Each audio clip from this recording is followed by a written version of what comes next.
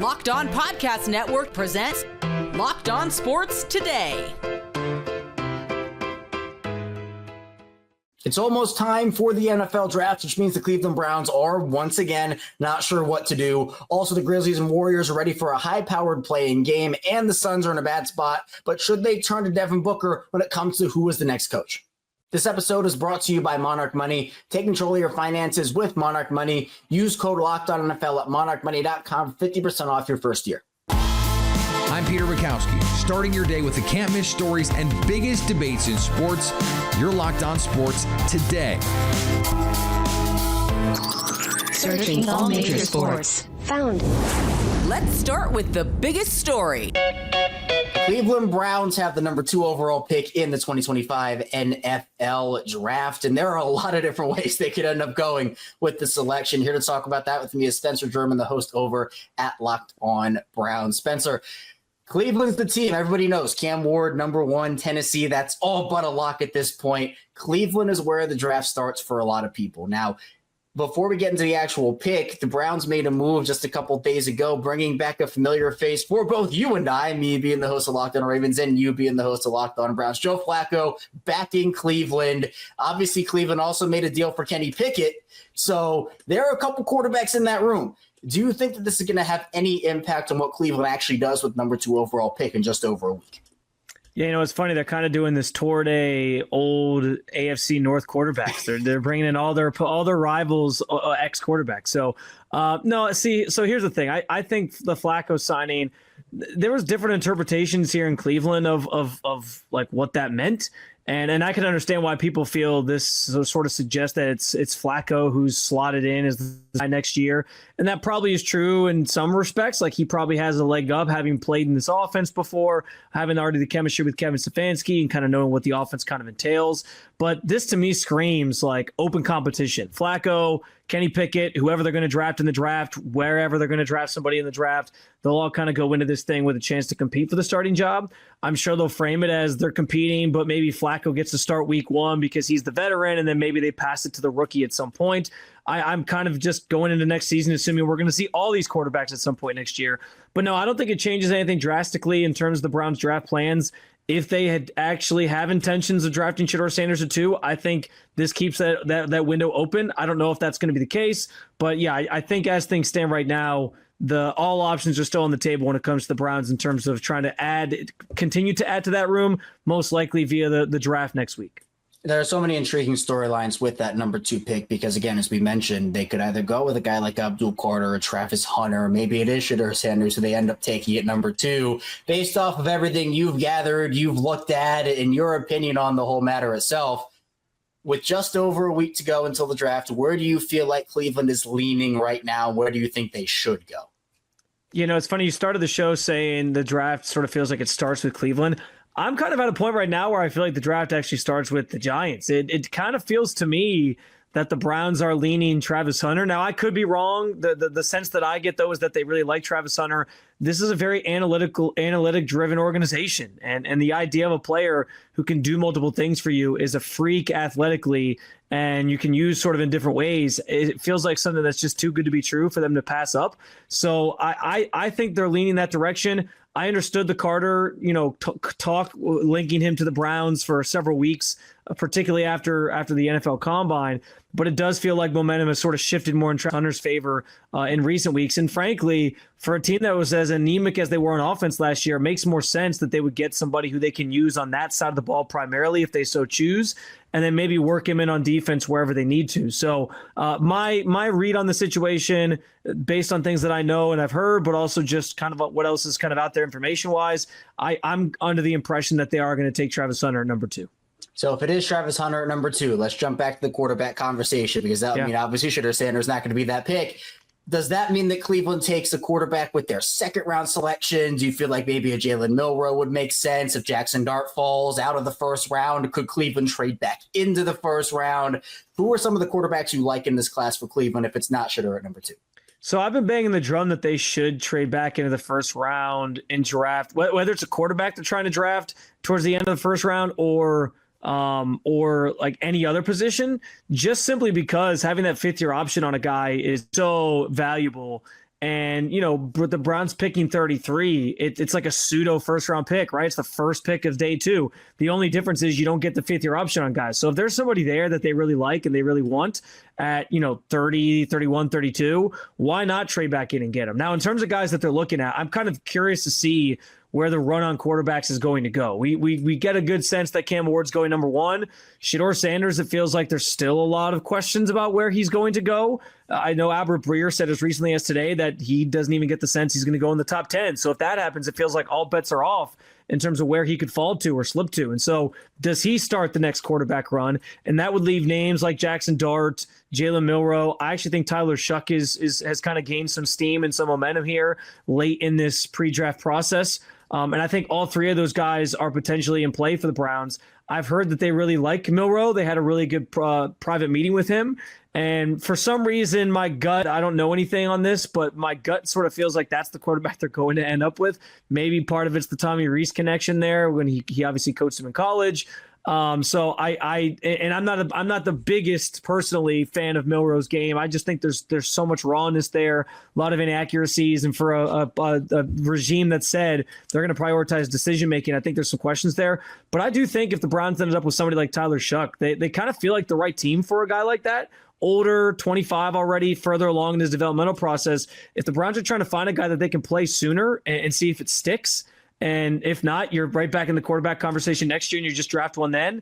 I feel like Shuck sort of makes some sense for them. So we'll see. But those are some of the other guys I think they've been linked to. And I do think they're all in play at 33 or late in the first round. Stay up to date all year on the Cleveland Browns by subscribing to Locked On Sports Today and Locked On Browns on your favorite podcast app and on YouTube. You're Locked On Sports Today. Coming up, the Warriors and Grizzlies are ready for their play-in matchup. Before we get to that, the next stars of the WNBA join the league.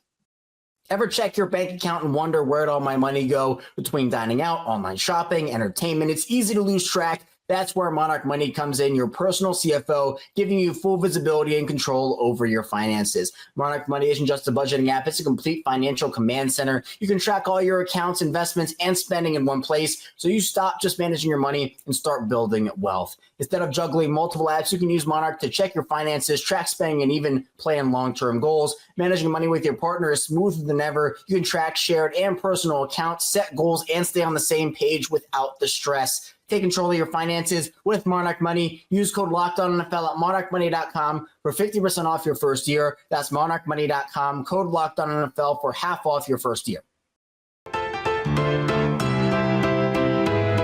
Miami Hurricanes quarterback Cam Ward is one of 17 players attending the NFL draft in Green Bay, Wisconsin. Ward is one of 3 quarterbacks who will attend, along with Ole Miss's Jackson Dart and Alabama's Jalen Milroe. Colorado quarterback Shedeur Sanders, widely expected to be the second quarterback selected, was not among those announced to be in attendance. Sanders' teammate Travis Hunter will be in attendance, though, as will Boise running back Ashton Genty and Penn State defensive end Abdul Carter. Alabama leads the way with 3 players confirmed to attend: Milroe, guard Tyler Booker, and linebacker G.I. Campbell. And on the diamond, on a day full of blowouts, the Twins and Mets kept it close on the scoreboard. The New York Mets just keep on winning. They beat the Twins 5-1 to open up their series in frigid Minnesota. This is Ryan Finkelstein, the host of Locked On Mets, and we saw a lot of things to like on Monday. Clay Holmes was brilliant through the first 4 innings. He did load the bases and maybe ran out of gas a little bit in the 5th, but he only gave up 1 run, got out of a bases-loaded jam without giving up a crooked number. So all in all, a really solid start by Holmes. The Mets' bullpen was great from there, and the lineup continued to score runs throughout the night. Luis Angel Acuna was my star of the game, 2 for 3, scored a couple runs, stole a base, played good defense at second base. He is proving right now to be the guy the Mets should be sticking with at second until Jeff McNeil comes back. And then, as I've mentioned on the show, I wouldn't mind seeing him play a little bit of center field when McNeil is back. I feel like this kid needs to play if he's up in the big leagues. He's looking pretty good lately. You saw Juan Soto homer for the first time since opening day. Mark Vientos, a big RBI double. Just a great complete victory for the New York Mets, and I'll be talking about it all on tomorrow's edition of Locked On Mets. The Grizzlies and the Warriors have 2 of the most electric stars in the NBA, and they face off in the play-in game. Our Locked On Warriors and Locked On Grizzlies hosts break down what to expect from this matchup. The floor is yours. What do you think has to happen for Golden State to knock off the Grizzlies tonight? The Warriors will win if. The Warriors will win if they play good, not decent, good. They got to play a good basketball game to beat the Memphis Grizzlies. I believe that. Memphis has been reeling record-wise, but when you go through the games that they've played, like they've still beaten up for the most part on the teams that they're supposed to beat up on. They're clearly not a bad basketball team. We saw them a couple weeks ago take Golden State down to the final horn with Steph scoring 52. I mean, you're going to get Memphis's best shot. The big question is, because Memphis, to me, like, they have great players. Jackson can go off at any time. You got Desmond Bane, who I think is one of the most underrated players in the league. We all know about Ja Morant. They have the players to pull off this quote-unquote 7-point upset, no doubt about it. If they catch the Warriors sleepwalking a bit, and the Warriors aren't going to be sleepwalking, that's not the way they're going to catch them. It's just one of those slow starts where Golden State can't knock anything down. You go down 17 points. We've seen it time and time again this season that when the Warriors are behind in games, significantly behind early, they just haven't really had the firepower to overcome those early deficits. Now, it's gotten better since Jimmy's joined the fold, mainly because they don't get out to those early deficits anymore. But that, to me, is the biggest thing. I do think the Warriors have to play a good game. They will win if they don't. I mean, it sounds so simple, right? The files are in the computer. They'll win if they play good. I believe they're the better team. It's as simple as that. They certainly have the higher caliber of star power. And I think Locked On Grizzlies fans will be mad at me for saying that out loud. But I think we could acknowledge that the Warriors have 3 Hall of Fame players plus a Hall of Fame coach and Steve Kerr. The Grizzlies do not have any of those things at this current moment. And if you want to yell at me about Ja Morant not being a Hall of Famer at this stage, you can be mad online. That's fine. DeMichael, I'll ask the same question to you, and we'll flip it here in a moment. But you'll be there on the floor. You'll be there in person, in the flesh, covering this play-in game for the commercial appeal in Memphis. The Warriors will win if.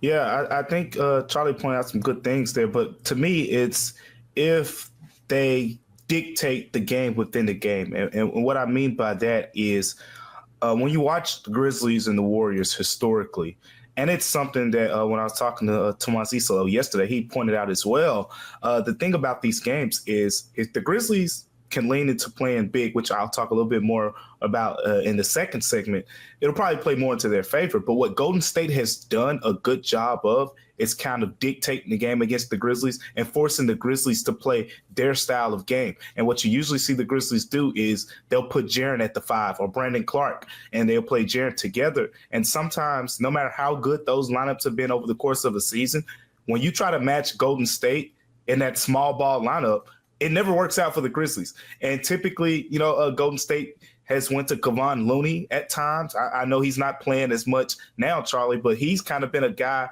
that's been a difference maker, over the years, against the Grizzlies. I mean, it's been a couple years now, but if you go back to that playoff series, that Game 6 game, all I can think about is Looney grabbing every single rebound. He had 22 rebounds, and 11 of them were offensive rebounds against the Grizzlies. And that's something that the Grizzlies are still conscious of, the fact that, the way he rebounded the basketball. But it's not even about, Kevon Looney, so to speak. It's about the fact that the Grizzlies can't get caught into, they're gonna play small. Okay, fine. We're gonna move Jaren over to the 5, Santi to the 4, and we're gonna play their style of game. No, the Grizzlies have kind of made their own identity this year with being a bigger team, and that's going to be critical for them. So in this case, if the Warriors, we saw it in Memphis. There were times where when Zach Edey was plus 13 over the course of that game, but you could see Steph Curry.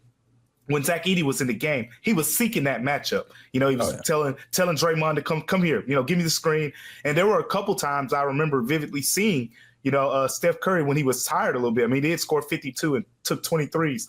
So there were a couple possessions where it's funny saying it, but he'd give the ball to Podziemski and he'd just point at Zach Edey, like, go at him.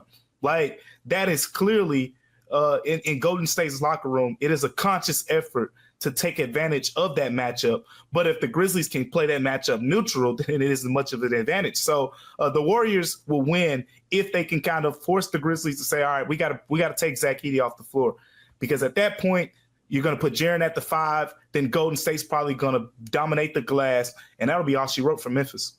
And if they finish, And if they finish, because that's kind of been the yips this entire season, and not as much during the Jimmy Butler-led Warriors. But the issue has been so many times down the stretch, you're looking for Curry, and defenses obviously are focusing on Steph. And what do the Warriors do? Draymond's the culprit many times. They turn it over. They allow other teams to get back in the game. They should have beaten the Spurs. They kind of blew that one down the stretch. Clippers was more back and forth, but it's another clutch game, yet another clutch game that the Warriors have lost. And I do find it interesting that really the last clutch game the Warriors won, it seems like, was against the Memphis Grizzlies, where Memphis clawed their way all the way back after, being down 14 or whatever early, with Steph hitting 5 first quarter threes and 8 in the first half, and had all those points. And Memphis took the lead with a couple minutes to go. And that was the one game where Golden State really put their foot on the pedal the last 90 seconds or so and just wiped Memphis off the floor late. So that'll be interesting if it is a late game scenario. Did the Warriors get their late game yips back, or are they, better than advertised? The Spurs, that was a fluke, and the Clippers was just a byproduct of playing a really good team. Stay up to date all year on the Golden State Warriors and Memphis Grizzlies by subscribing to Locked On Sports Today, Locked On Warriors, and Locked On Grizzlies on your favorite podcast app and on YouTube. Coming up, the Suns are in a tough spot, but should Devin Booker be the one to fix it? The Phoenix Suns have royally messed things up. They fired coach Mike Budenholzer after just one season at the helm, ahead of an offseason that promises to be transformative for good or for bad. Locked On Suns host Brendan Clean tells his co-host Benjamin Garcia why Devin Booker needs to be involved in the Suns' next coaching hire. Not only can you look at the Suns and just be apoplectic about the fact that they are even in this position, that they keep not only firing coaches, but then screwing up who they hire.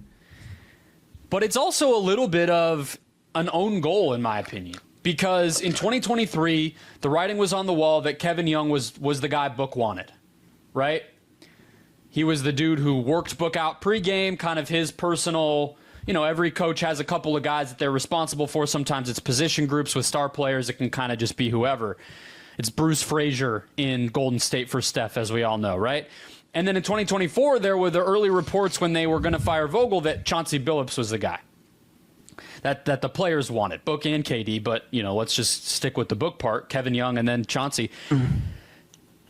One, I'll just say, I think that we should tuck that away for what this upcoming search is going to be. But just looking backward at the fact that each time there's also been a disagreement about who to go with, I think that it really speaks to what you said in that last segment, which is just that I don't know, it's hard to feel like this is going to go well. It's hard to feel confident. Okay, you fired Bud, you had to fire Bud, but why should anyone in the Valley feel like the next thing's going to work right now?